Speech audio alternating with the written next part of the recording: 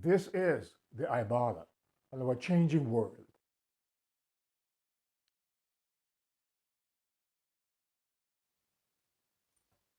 Let's go to Brics country and see what the new developments are. On the heels of the Brics summit, Thailand's political scientist Jiraporn Rampog Pantana explained that 2024's expansion could be problematic to the US, the West, and the dollar. The experts stress that the BRICS expansion will lead to several changes in how they operate and settle their payments. The US dollar will be the first casualty in cross border payments, leading to more countries ending reliance on the United States currency. And I quote, the expansion of BRICS will lead to changes in geopolitics and economy as the future division of the world into two poles will continue, close quote, said Jiraporn. She stressed that the BRICS influence will lead to problems that will directly affect the US dollar and Western allies. I quote, the influence of the group could make it problematic for some countries closely aligned with the West to build further relations with it. Close quote, she said.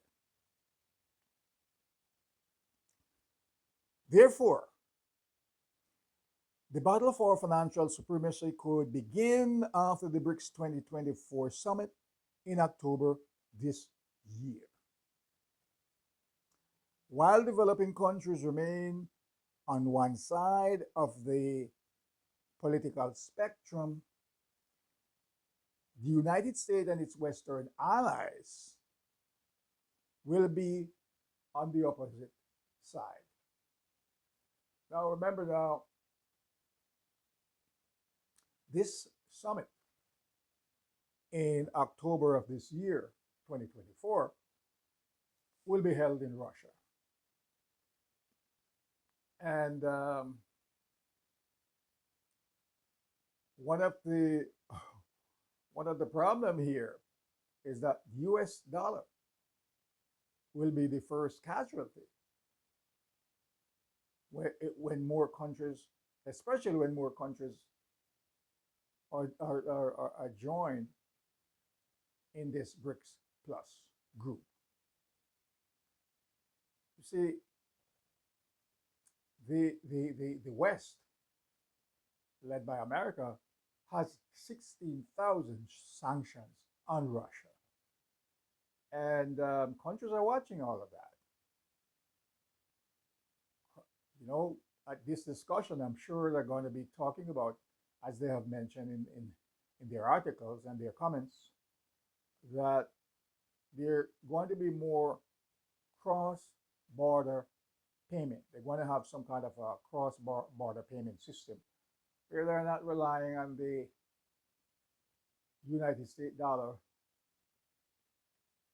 as their reserve currency, as they have been doing in the past. Because you know the dollar has been weaponized. They have there's no reliance more on the United States dollar. People don't have any confidence in it anymore.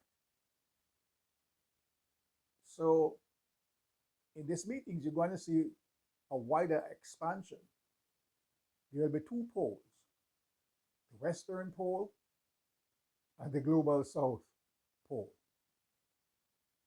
And countries that are more aligned with the West are going to have more problems dealing with members of the BRICS country. I mean, we have seen that happening already, where France would like to be a member of the BRICS Corporation. I mean, France is part of these Western countries that are sanctioning many other countries all over the world. They are sanctioning Russia. France is sanctioning China, Iran, a lot of these countries that are BRICS countries. So up, applying to be a member of the BRICS nation when you're a part of NATO is going to be very problematic. I don't see how, from my perspective, how BRICS would allow this to happen. I mean, you have NATO. If one country in BRICS is having um, a military problem with a NATO member, all NATO members want to, they have a policy where they're going to defend that NATO country. And if that NATO country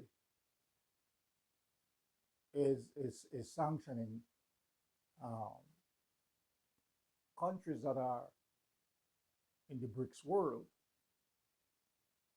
I don't see how BRICS leadership will allow Western members to be a part of BRICS. So I'm keeping a keen eye on all of this development, because now you have at least a couple more members. It's now BRICS Plus, not the original 5 members, but you have an additional number of influential countries that are part of the BRICS system. So when this is all when all these countries get together, my feeling is that it's going to be a really powerful system. So I'm sticking to this program. What's your comment? Do you think Western countries are or should be allowed to be a member of BRICS? Do you think people, countries should continue to rely on the United States dollar as its reserve currency? This is the Eyeballer on our changing world.